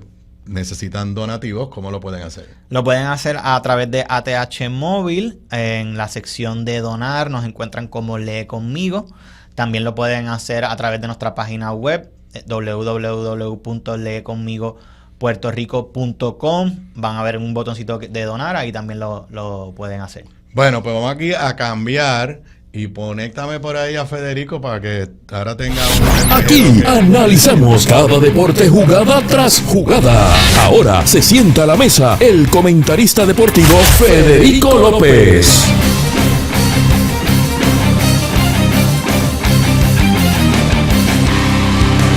No tienes a Fede. Tienes el... Hola, Aníbal. Saludos, Fede. Aquí estaba. Me tomó menos de un minuto donar a Lee Conmigo. Muy bien. Gracias, muchas gracias. Así que estamos bien. Así de fácil fue. Deporte Zona 5, tiempo extra. Es traído ustedes por Seguros Múltiples. Imagínate si no lo tuviera. Bueno, Aníbal. Un día de un buen anuncio para los Piratas de Quebradillas. Ya mismo voy a decir qué fue. Yo vi algo de un avión, pero no estaba claro. Espérate, que no te escuché casi. ¿Qué pasó? Que yo vi un post de un avión de alguien como que venía para acá y no sabía si era Wheeler o si era Stockton, así que me dirás qué es lo que hay. Pues ya llegó. Te voy a decir, ya llegó el avión, ya se encuentra en Puerto Rico. Un gran jugador de los Piratas de Quebradillas que a ti te va a traer mucha felicidad. Ya llegó Philip Wheeler a Puerto Rico. Obviamente no tenemos información de cuándo se va a reportar y va a jugar, pero ya llegó a Puerto Rico. ¿Y de Stockton qué se sabe? Stockton no sabemos nada todavía. Okay. Pero como había mencionado, llegó Philip Wheeler y un día de querella. Sí. Por el lloriqueo de San Germán. Bueno, no, esa palabra la dijiste tú, no la dije yo. Ok, vamos a establecer el caso. Ayer, los Atléticos de San Germán en San Germán, y se dio pues algo muy interesante. Y es que al finalizar la primera mitad, el marcador estaba 52-23, favoreciendo a los Vaqueros de Bayamón. En la transmisión de los Atléticos de San Germán, entrevistaron a Bobby Porrata, asistente de los Atléticos, veterano entrenador, lleva 1000 campañas, como dicen por ahí. Y esta es la cita, textualmente. No lo dije yo, lo dijo Bobby Porrata. No hacemos nada bien, todo nos sale mal. Los jugadores no han dado lo mejor de ellos, bajo rendimiento de cada uno que ha entrado en la cancha. Yo creo que la fanaticada no se merece esto. Creo que ninguno está disfrutando de esto. Incluso yo me siento avergonzado de cómo ha jugado mi equipo. El equipo tiene que responder. Y después de eso, pues, no respondió. Marcador final 104-70. El mejor por Bayamón fue Dalino Ganinari con 26. Chris Duarte también tuvo 26, añádele 4 asistencias. Y hoy, pues entonces la Asociación de Jugadores del Baloncesto Superior Nacional envió un comunicado, y el comunicado lee así: la Asociación de Jugadores del BSN rechaza las expresiones del asistente de los Atléticos de San Germán, el señor Bobby Porrata. Esta es la segunda vez que el cuerpo técnico de esa franquicia se manifiesta despectivamente de los jugadores que componen la misma. Los jugadores nativos del BSN son profesionales y seres humanos. No se justifica en lo absoluto que sean tratados de la forma que se expresó el señor Porrata. ¿Pero eso es una querella o es simplemente una expresión de...? Salió hace poquito que fue una querella, que se presentó una querella presentó una querella / consulta, debería decir, para que se evalúe si sus declaraciones públicas violaron el reglamento establecido. Interesante. Bueno, pero ayer hubo otro juego. Yo tengo aquí un cangrejero que debe estar celebrando. Yo no sé, ¿tú estabas en el juego ayer, Juanquín? Yo estuve en el juego ayer. O sea, que tuviste el canastazo de... Fue una montaña rusa de emociones desde el principio hasta el final. ¿Y qué clase de juego? Un juegazo. ¿Qué clase de juego? Y lo Angelito ganaron con Rodríguez con el cantazo, game winner. Lo ganamos 14 puntos. Ángel Matías con 18. Vamos a ver, pero ya la revancha viene por ahí. Porque el miércoles Santurce está en Manatí. Así pero que vamos a ver qué aquí pasa. a un abonado de los cangrejeros, porque este es abonado y todo. ¿Cómo ha estado esta temporada? Tiene un buen récord. Están ¿En cuántos están ahora mismo? Déjame ver. Están... Los cangrejeros de Santurce están segundos 6-3. en la división con 6-3. Pues yo creo que ha sido de los mejores comienzos de temporada de los cangrejeros desde que el equipo volvió, desde que Rimas compró el equipo. Así que, ¿verdad? Hay mucho aire de esperanza dentro de la fanaticada cangrejera, que llevaban tiempo soñando con un equipo que les diera confianza desde el principio. Y yo creo que ha sido confianza en primera parte de los nativos, que empezaron la temporada, que no empezamos con unos refuerzos que estaban produciendo los números esperados, y los nativos tomaron el mando y nos dieron 4 victorias en casa consecutivas. Así que estábamos muy felices con la composición de nuestros nativos. Ahora con la llegada de estos 3 nuevos refuerzos también. De Whiteside, se lo regalamos. De Whiteside, del australiano que no sé, me acuerdo el nombre ahora mismo, Golding creo que es, y Clark. ¿Verdad? Ha sido una súper buena adquisición de refuerzos y ha encajado muy bien, así que yo creo que la fanaticada tiene muchas esperanzas. No vamos a decir mucho más porque no queremos salarlo, pero nos sentimos muy confiados. Bueno, vamos a la pausa. Cuando regresemos a la pausa, nos das... Engánchame y quédate con Juanqui. No, porque... bueno, después vamos a hablar de la Champions y tampoco te va a dejar hablar a ti, así que... bueno, ok. Pero vamos a la pausa, regresamos, vamos a... el standing y los juegos del BCN y los demás temas que tiene Fede en la próxima sección. Regresamos luego de la pausa. Aquí de regreso a Sobre la Mesa, y si es lunes de Deportes Zona 5, tiempo extra con Federico López y con un bateador designado o un sexto hombre que tengo yo aquí hoy, a Juan Carlos Acevedo, que se quedó para hablar de deporte. Bueno, ¿qué hay del BCN hoy? ¿Cómo está el standing esta semana? Mira, ok, juegos de BCN hoy. Piratas están en Caronovas. Los Santeros visitan a los Capitanes. Los juegos de televisión de la semana, como ya habíamos mencionado, el miércoles Santurce está en Manatí. El sábado los Vaqueros visitan a Canóvana. Y el domingo los Criollos están en Manatí. Actualmente la conferencia Metro: Vaqueros de Bayamón con 8-2, Cangrejeros de Santurce con 6-3, Mets de Guaynabo con 5-3, igual que los Gigantes de Caronovas, los Criollos de Caguas con 3-6, los Osos de Manatí con 2-6. En la otra conferencia, felicidades al señor Aníbal Acevedo Vilá, porque los Piratas de Quebradilla están en la primera posición con 6-3, Capitanes de Arecibo segunda posición, Indios de Mayagüez con la tercera posición, Leones de Ponce cuarta posición, Santeros de Aguada penúltima posición, y los Atléticos de San Germán, que tienen 1-7. Y Aguada nada más ha ganado 1 también, ¿verdad? Aguada está igual, están igualitos, pero ¿por qué está Aguada arriba, Aníbal? Porque le ganó a San Germán o por las anotaciones, una de las dos. Muy bien. ¿Pero cuál es? Han perdido por menos. Ha perdido por menos, ok. Tienen menos 35, San Germán tiene menos 62. Oh my God. Con calma, falta mucho todavía, así que vamos arriba. Mira, eso, pues podemos cerrar el baloncesto superior nacional para que Juanqui nos hable. Juanqui, ¿qué hay esta semana en cuanto a la Champions?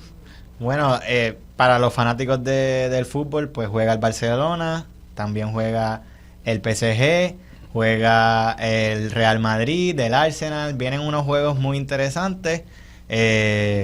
Obviamente Real Madrid todavía no se le puede dar por muerto, porque nos ha enseñado en los últimos años que que nunca lo podemos dar por muerto, pero está difícil recuperarse, al igual que el Barcelona tiene un encuentro bastante asegurado y el PSG también está bastante asegurado. Y los juegos son mañana y el miércoles, ¿verdad? Exacto. Sí. Vamos, ya Juanqui nos dio todo, pero vamos con lo... mañana martes, Barcelona visita a Dortmund y el París visita a Aston Villa. El miércoles, Bayern Múnich visita al Inter, Arsenal está visitando al Real Madrid. Así que eso es lo que está pasando en la Champions. Muy bien. ¿Algo que quieras añadir, Aníbal? Bueno, que el Barça sigue primero en la Liga, ganó el sábado y el Real Madrid ganó, pero pues sigue adelante el Barça.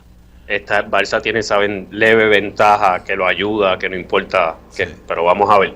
Mira, rápidamente me habían preguntado sobre la Liga de Voleibol Superior Femenina. Ya Santurce eliminó en el mínimo de juego a Manatí, así que Santurce por tercera vez consecutiva estará en las finales de la Liga de Voleibol Superior Femenina. La serie entre Guaynabo y Caguas está 3-2 favoreciendo a Cagua. El próximo juego el miércoles en el Coliseo Mario Quijote Morales. Y en información de última hora, vas a notar por qué lo digo, el dirigente del año de la temporada 2025, el señor Fernando Morales López, en su primer año como dirigente, seleccionado dirigente del año con todo lo que ha hecho con las Mets de Guaynabo. Pues muy bien, muy bien. Están celebrando. Había que mencionarlo, ¿no? Pues claro, o sea, familia es familia. Exactamente. Mira, ya hablamos de BSN, vamos a hablar de la NBA. NBA que ya empieza formalmente el play-in. Exactamente, empiezan mañana también, pero ya cerró la temporada regular, así que ya sabemos finalmente lo que va a pasar en el Play-In Tournament y ya conocemos 4 de las series de playoffs. Primero, vamos al este. Posición 7 y 8.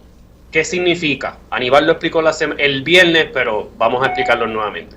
El que gane este partido entre el 7 y el 8 automáticamente es el 7 y enfrentará a los Celtics en la primera ronda de los playoffs. El partido entre los Magic y los Hawks de Atlanta. El perdedor de este juego jugará contra el ganador del partido entre los Bulls de Chicago y los Heat de Miami por la 8ª posición. ¿Se entendió? Sí, sí. Lo entendimos. Perfecto.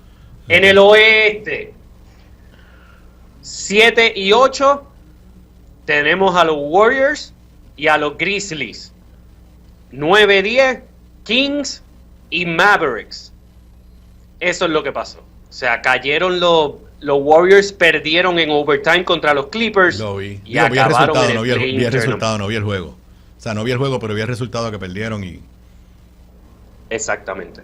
Mira, las otras series que ya tenemos aseguradas: Nuggets, Clippers, Lakers, Timberwolves, Pacers, Bucks, Knicks y Detroit. Esa serie entre los Knicks y Detroit va a estar bien caliente. Sabemos que ahora los Detroit Pistons tienen otra vez esta imagen de los Bad Boys de la NBA, así que vamos a ver qué pasa. Y obviamente ya clasificados, esperando por rivales que van a salir de Play-In Tournament, los Thunder y los Rockets del oeste. Y en el este, los Cavaliers y los Boston Celtics del señor Aníbal Acevedo Vilá. Bueno, yo por lo menos en esta etapa todos mis equipos le va bien, pero no voy a decir nada. En todos los deportes que estoy siguiendo a todos les va bien. No los voy a salar. Él tiene una habilidad para salarlo. Tengo un amigo de la clase de San José que ya proclamó la triple corona del Barça y le dije que se callara la boca. Paciencia. Eso no se dice ni se hace. Pero un poquito adelantado, ¿no? Bueno, es que las 3 están ya en su última etapa. La Champions, la Liga y la Copa del Rey. Ya las 3 están entrando en su última etapa. O sea, mira, rápidamente, para celebrar todos juntos, los Yankees perdieron. Así que cayeron a la segunda posición. Los Red Sox ganaron, pero han jugado más juegos, así que están por debajo. O sea que ahora mismo... Estás tercero. Ok, estoy tercero. Yankees segundo, Toronto primera posición. Muy bien. Bueno, y hoy juegas contra Tampa Bay. Bueno, pues el viernes te lo doy libre. Estamos libres, así que es demasiada información. Así que el otro lunes te prometo que los 2 segmentos son completitos tuyos, ¿ok? No hay problema. Si fue con Juanqui no hay problema. No, eso es lo que pasa, que por otra probablemente persona ahí hay problema. Oíste, probablemente que Juanqui va a estar viniendo los lunes para hablar de su tema y si se quiere quedar, te chavaste porque te va a interrumpir. No hay problema. Después que no me quite tiempo, no hay problema. Bueno. Gracias, Aníbal. Gracias a todos. Buen inicio de semana, por favor. Estamos de fiesta. Cuídense. Pórtense bien. Nos vemos en la cancha de Baloncesto Superior Nacional, y por aquí obviamente nos puedes mirar y escuchar con Aníbal Acevedo Vilá en Sobre la Mesa. Esto pues, Deportes Zona 5 Tiempo Extra, traído ustedes por Seguros Múltiples. A la hora de renovar el malvete, selecciónalos en el formulario. Buen inicio de semana, Aníbal, y muchas felicidades. Igual para ti. Y con eso yo me despido por hoy. Ustedes y yo nos volvemos a ver mañana martes, como siempre, a las 3:55 de la tarde, 4 de la tarde. Buenas tardes, buenas noches para todos.